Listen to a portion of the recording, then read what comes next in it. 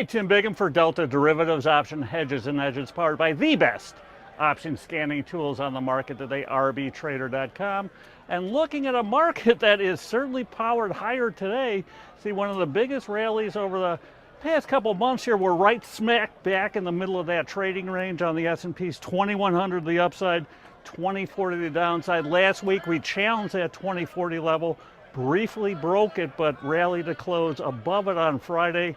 Right now we're at 2070, so 30 points to the upside, 30 to the downside. You know, continue to be in this pervasive trading range. So I'm keeping, again, as we've talked about, very more opportunistic on trades, looking to use those option scanners, identify some shorter term vol arb type trades. One is on Gap Stores, which saw some big time option volume come in on Monday. This is post earnings. They came out with earnings last Friday, basically in line on both the top and bottom line, but yet we saw over 40,000 of the May 18 calls trade. These are right at the money options that expire this Friday. So someone came in and bought 40,000 of these, controlling, 4 million shares of Gap Stores. The 1850 call saw some action, set up a really nice term structure of vol trade, looking to sell those really expensive May options. They were at about a 32 implied volatility before the buyer came in. Stock was up 40 cents. Normally you'd expect that implied vol to come down. Actually shot up to well over 50, so looking to sell those and simply hedge out with the Junes that expire either next week or the following week.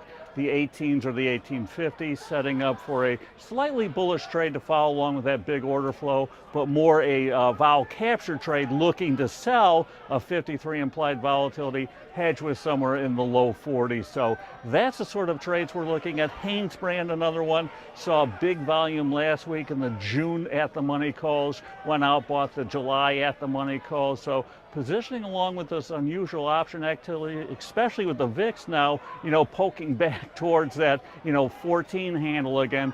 Options are comparatively cheap, so looking to kind of avoid the Memorial Day weekend period, which of course we'll see for sure lighter volume, probably a little more intraday volatility, but day-to-day maybe not so much. So until next time, this is Tim Bigham, and as always, here's to good trading. Take care.